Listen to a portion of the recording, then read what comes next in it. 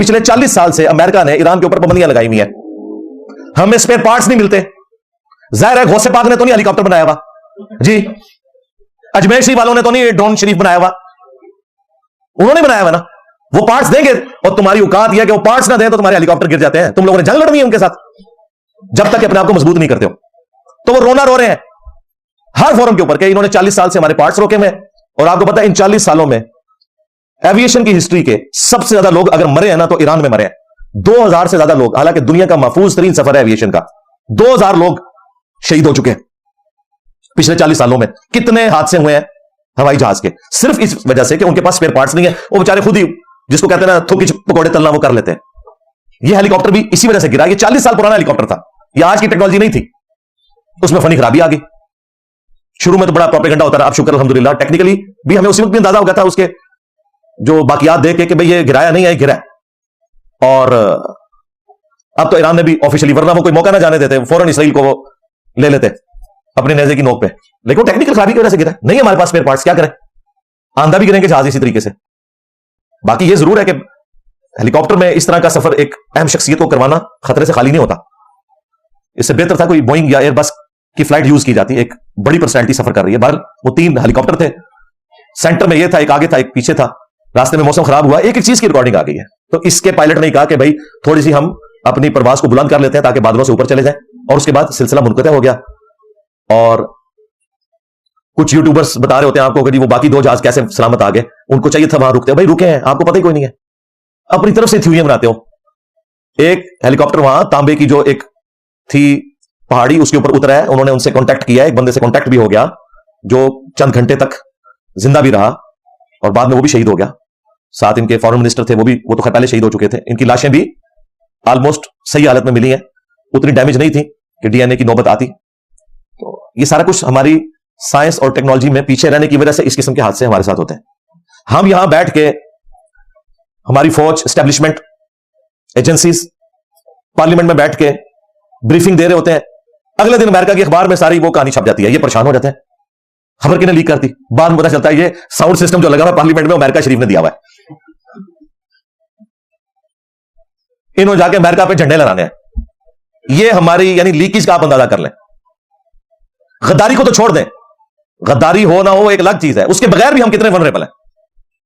हमने कुछ नहीं डेवलप किया, हमने डेवलप ये किया है कि तौहीन मजहब का इल्जाम लगाना है एक दूसरे के ऊपर, एक दूसरे को काटना है, सुन्नी शिया फसादात करवाने हैं, एक दूसरे के ऊपर कुफर के फतवे लगाने हैं। हमने कहना है इमाम काबा के पीछे नमाज नहीं होती है, ये हमने किया है। तो फिर यही कुछ निकलना था।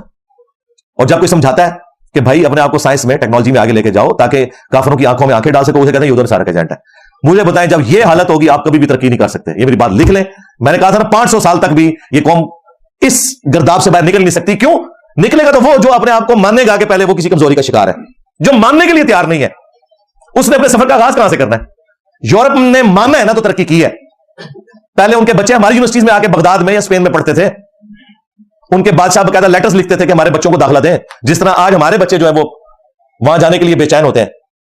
पहली सब में खड़े हुए बाबे जो है कुरूते नाजला पढ़ रहे होते हैं अमेरिका के ऊपर, यूरोप के ऊपर, और आखिरी सब में खड़े हुए बच्चे जो है वो ग्रीन कार्ड के लिए दुआएं मांग रहे होते हैं। मैं अक्सर लोगों को ना दिमाग खोलने के लिए, जो लोग साइंस से खामखा एलर्जी करते हैं, ये मिसाल देता हूं कि आप इमेजिन करें कि आपका कोई करीबी रिश्तेदार, आपकी बीवी, मां या औलाद में से जिंदगी मौत की कश्मकश में हो हॉस्पिटल में, और डॉक्टर आपको एक टीका लिख के दे और कहे कि आपके इस करीबी रिश्तेदार की जिंदगी अब इस टीके के ऊपर डिपेंडेंट है, जाहिर इस बात के एतबार से, जाहिर अल्लाह ताला ने शिफा रखी है बीमारियों की। आप मार्केट में जाएं और आपको बताया जाए कि ये इसराइल का बना हुआ टीका है और ये पाकिस्तान के मुफ्ती आजम का बनाया हुआ टीका है, या अजमेर शरीफ वालों का, या बगदाद शरीफ वालों का, ईमानदारी से बताएं किसका टीका लेंगे आप लोग? इसराइल का। इससे आप अंदाजा लगाएं कि हमारा लेवल क्या है। लिहाजा हम जब बार बार कहते हैं ना कि अपने आप को टेक्नोलॉजी में आप इंप्रूव करें ताकि आप उनको मात दे सकें, यह ना हो कि हमेशा आप ये गिला शिकवे जारी रखेंगे क्योंकि अमेरिका ने हमें पार्ट्स नहीं दिए थे, हमारा हेलीकॉप्टर गिर गया। ये गिला तो बनता ही नहीं, उनकी शराफत है कि वो ये गिला भी सुन रहे हैं। वैसे तो लहदा बैठ के हंसते ही होंगे आपके इस किस्म के गिलों के ऊपर। आप खुद शर्म करें कि आप क्या बात कर रहे हैं, ये आपकी कमजोरी का इजहार है। रियलिटी मेरे भाई यही है। बाकी एसी वाले कमरों में बैठ के कोई वीलॉग बना के आपका खून गरमाने की कोशिश करे और वीडियोस के ऊपर व्यूज लेके डॉलर्स कमाए तो ठीक है, आप खुश रहें ख्वाबों की दुनिया में जहां इतने ख्वाबों के शहजादे मौजूद हैं, 2-4 और ऐड कर ले अपनी जिंदगी में। बहरहाल रियलिटी इससे बिल्कुल मुख्तलिफ है, रियलिटी बहुत ज्यादा तल्ख है, हम तो सिर्फ आपको समझा ही सकते हैं। آج کل ایک کلپ کافی وائرل ہوا ہے یوٹیوب پہ, تو ملینز آف لوگ وہ کلپ دیکھ چکے ہیں. چھوٹا سا کلپ ہے 1.25 منٹ کا. صلاح الدین ایوبی کے اوپر ایک فلم بنائی گئی تھی, وہ اردو ڈبنگ کے ساتھ بھی آ چکی ہے. اس میں صلاح الدین ایوبی کا کریکٹر اسی شخص نے ادا کیا ہے جس نے عمر سیریز کے اندر حضرت ابوبکر والا کریکٹر نبھایا. بڑی زبردست اس کی ایکٹنگ ہے. تو اس سے بھی آ کے ایک اس وقت کا آپ سمجھ لیں موٹیویشنل اسپیکر لڑتا ہے آ کے کہ حضرت صاحب یہ کیا, آپ تو موت سے گھبرا گئے ہیں, دشمن سے گھبرا گئے ہیں, اور وقتی طور پہ آپ نے جنگ روک لی ہے, پوسٹ پون کر دی ہے. تو وہ پھر اسے سمجھاتے ہیں کہ بھائی میں نے فوج کو پیاسا مارنا ہے, میں نے اپنے پورے ریسورسز کو مینج کرنا ہے, اس کے بعد میں اپنی فوج کو اتاروں گا. اور یہ جو پہلے شکستیں مسلمانوں کو ہوتی نہیں ہیں اور بیت المقدس تمہارے ہاتھوں سے نکل گیا, اسی وجہ سے نکلا تھا. صرف اللہ کے اوپر توکل کرنا کافی نہیں ہے, آپ نے اپنے ریسورسز کو مینج کرنا ہے. لیکن چونکہ صلاح الدین ایوبی کے ساتھ انجینئر نہیں لکھا ہوا, اس کے خلاف کوئی کلپ نہیں آتا. ورنہ یہ باتیں جو عقل پہ مبنی میں کرتا ہوں کہ جب تک آپ سائنس اور ٹیکنالوجی میں آگے نہیں جاتے آپ نان مسلمز کا مقابلہ نہیں کر سکتے. یہ شروع سے ہر وہ سمجھدار بندہ کرتا ہے جو واقعی میدان عمل میں اترا ہوا ہے, جس نے صرف ویڈیوز بنانی ہے, ویلاگز بنانے ہیں, ڈالر چھاپنے ہیں, اور آپ کو میٹھی نیند سلانا ہے, اس قسم کی باتیں سنا کے پریکٹیکلی کچھ بھی نہیں کرنا. پریکٹیکلی یہ حالت ہے کہ ان سے بھرے مجمع میں پوچھا جائے, پوڈ کاسٹ کے اندر پوچھا جائے کہ آپ TLP کو جانتے ہیں, کہتے ہیں میں تو اللہ کی قسم جانتے ہی نہیں ہوں. بس نکل گئی ہوا. انہوں نے جا کے جیوز اور کرسچنز کے ساتھ لڑنا ہے جو مسلمانوں سے اتنا ڈرتے ہیں کہ ان کے بارے میں لانے برات کر دیتے ہیں. ایک ہمارے مفتی صاحب, انہوں نے ایک جرت کر کے کلپ بنایا اچھرا والے واقعے کے اوپر, جس میں انہوں نے کہا ان کو کوئی دماغی چوٹ لگی تھی بچپن میں, تو اس قسم کے مولوی مسلط ہوئے ہیں. بعد میں جب ان کو قتل کی دھمکیاں ملی, انہوں نے اس ویڈیو میں سے وہ حصہ کاٹا, پھر بھی تسلی نہیں ہوئی, پھر کمنٹس کیے, پھر بھی تسلی نہیں ہوئی, ویڈیو یہاں لسٹ کر دی. اور کہتے ہیں انجینئر صاحب جو ہے نا وہ اگر اتنے دلیر ہیں تو سامنے نکل کے تو آ کے مسجدوں میں کیوں نہیں جمعہ پڑھاتے, اور تم تو ایک ویڈیو نہ ریکارڈ کروا سکو. تو اسی جو کام کر رہے ہو نا, اس طرح کام کر کے تو میں مینار پاکستان میں بھی چڑھ کے تقریر کر سکنا. جو میں کام کر رہا ہوں نا, اس کا 1000واں حصہ بھی تم کر کے گھر سے باہر نکل کے بتاؤ مجھے. یہ ہماری دلیری ہے اللہ کے فضل سے, یہ اللہ کا کرم ہے کہ اس نے ہمیں تم پر اور تمہارے بڑوں کے اوپر مسلط کیا. ورنہ تم لوگوں کا حال جو ہے نا وہ اسی قسم کا ہے, صرف باتیں کر سکتے ہو, وائی فائر, پریکٹیکلی کوئی کام نہیں کر سکتا. بڑا مشکل کام ہے میرے بھائی. ویلاگز AC والے کمروں میں بنانا, ٹھیک ہے, پیسے لے کے کورسز کروانا, تقریریں کرنا بڑا آسان ہے, اپنی جیب سے کھلانا, 1 روپے کا روادار نہ ہونا کسی کا, یہ ہے مشکل کام. الحمدللہ کر رہے ہیں اللہ کے فضل سے, اللہ کا شکر ہے الحمدللہ. اور میں اپنے اسٹوڈنٹس کو, چونکہ زیادہ تر نوجوان نسل ہے, جس طرح پالیٹکس کے پوائنٹ آف ویو سے میں انہیں بار بار ایجوکیٹ کرتا ہوں کہ یہ پولیٹیکل لیڈرز جو ہیں یہ صرف اپنے مفاد کی خاطر ہے, ان کا دین سے کوئی تعلق نہیں ہے. کسی بھی پارٹی کے ہوں, ان کے شر سے بچ جائیں, انہیں مذہبی پیشوا نہ بنائیں. یہ بیڑا غرق کر رہے ہیں آپ کا, چاہے اسٹیبلشمنٹ ہو, چاہے پولیٹیکل لیڈرز ہوں, چاہے جوڈیشری ہو, سب اپنے مفادات کی جنگ لڑ رہے ہیں. ساتھ ساتھ میں ان موٹیویشنل اسپیکرز, ان مولویوں کے حوالے سے, ان فرنٹ مین کے حوالے سے میں یہ آپ کو بتا رہا ہوں کہ بچ جائیں. نہیں بچنا تو میرا تو کوئی اس میں کوئی چیز ٹیک کے اوپر نہیں لگی ہوئی ہے, نہ میری کوئی چندہ بھوک کہ مجھے خطرہ ہے کہ چندہ کم ہو جائے گا, نہ کوئی مسجد, نہ کوئی مدرسہ. اپنی جیب سے آپ کو کھلا رہے ہیں, نمازیں آپ کی مسجدوں میں پڑھ رہے ہیں, مجھے تو لوز کرنے کے لیے کچھ بھی نہیں ہے. یہ تو آپ کے ساتھ مفت میں ایک نیکی والا معاملہ کر رہے ہیں کہ بچ جائیں. باقی پروٹیسٹ وہ ضرور کریں, ڈنکے کی چوٹ پہ کریں. جہاں جہاں پہ پروٹیسٹ ہو آپ اس کا حصہ بنیں. ابھی پچھلے 1.5-2 ماہ سے آپ کو پتا ہے غزہ کیمپ لگا ہوا ہے ڈی چوک کے اندر اسلام آباد میں. پچھلے دنوں ایک اشرافیہ میں سے ایک کوئی لڑکا رات کے وقت اس نے غالباً شراب پی ہوئی تھی. یہ تو اسٹیبلش ہو گیا ہے, میری ان سے بات بھی ہوئی ہے جو وہ سارا کچھ مینج کر رہے ہیں وہاں پہ. وہ بھی کہہ رہے ہیں کہ یہ مطلب کوئی ایجنسیوں نے نہیں کروایا کہ انہوں نے ہمیں کچل دیا ہے کہ بھی اٹھ جائیں یہاں سے. اتنے مہینوں سے نہیں اٹھایا تھا, آپ کی اٹھانا تھا. وہ کہہ رہے ہیں جنرلی ایک کوئی لڑکا تھا, اس نے پی ہوئی تھی, تو وہ کبھی گاڑی ادھر لے کے جا رہا تھا, چڑھا دی, 2 بچے شہید ہو گئے وہاں پہ. FIR کٹ گئی ہے, وہ ڈرائیور بھی پکڑا گیا.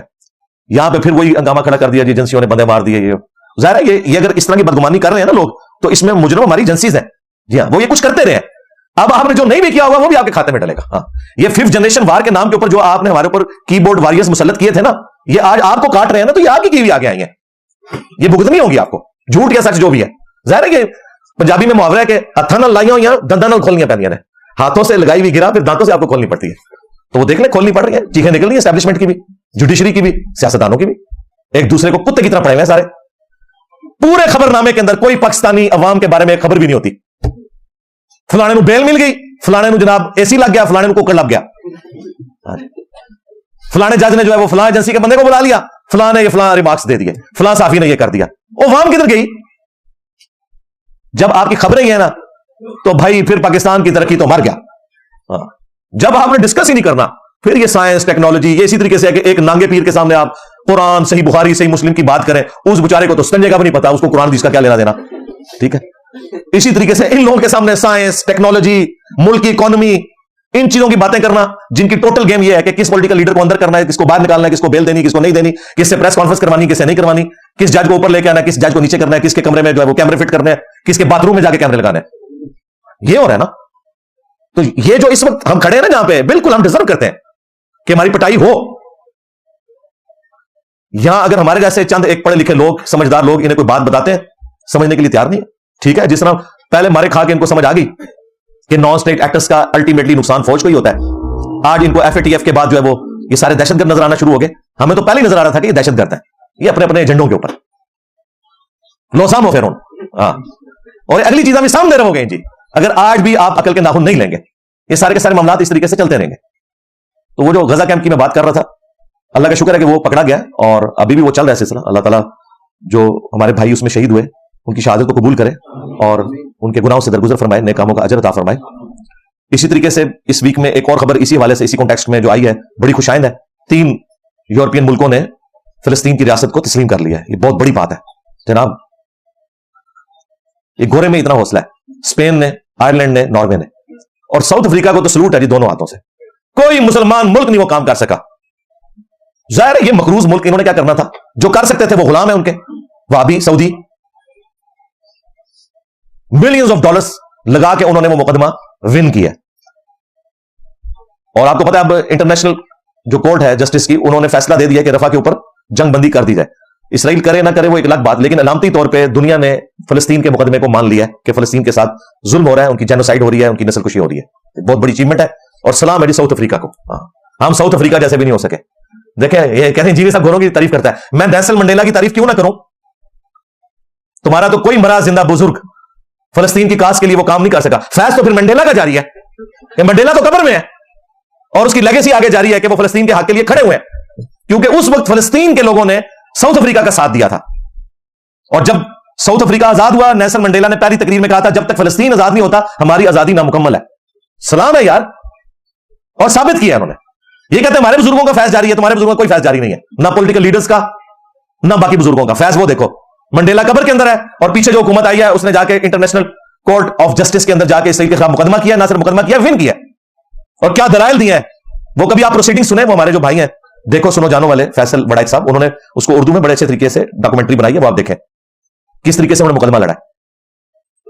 अब वो जो बेंजामिन जो ये है इनका नेतन्याहू, उसके वारंट भी निकलने वाले हैं। तो ये बहुत बड़ी बात है, तब्दीली इस हवाले से आई है। और जो ये यूरोपियन 3 मुल्क हैं, हम इन्हें भी सलाम पेश करते हैं कि इन्होंने मुसलमानों के मुकदमे को माना है और उन मुल्कों के अंदर जो एहतजाज हो रहा है मुसलमानों के हक में, उसको जिस तरीके से वो अलाउ कर रहे हैं। चंद एक वाकयात वर्स्ट भी थोड़े रिपोर्ट हुए हैं, लेकिन ओवरऑल जिस तरीके से अलाउ कर रहे हैं उतनी ज्यादा आपको मुसलमान मुल्कों में नजर नहीं आ रही, सीधी सी बात है। तो ये इस हवाले से उन्हें सलाम है जी। हम तो बिल्कुल इस चीज को अप्रिशिएट करते हैं और हम फिलिस्तीनियों के हक में दुआ गो है कि अल्लाह ताला उनकी मुश्किलात आसान करे। हम मुसलमानों को इतनी ताकत दे कि हम ताकत के जोर के ऊपर इसराइल की बदमाशी का जोर तोड़ सकें। आमीन। सल्लु अला मुहम्मद व आलि मुहम्मद, अल्लाहुम्मा सल्लि अला मुहम्मद व अला आलि मुहम्मद व अस्हाबि मुहम्मद व अज़वाजि मुहम्मद व उम्मति मुहम्मद अजमईन इला यौमिद्दीन। आमीन।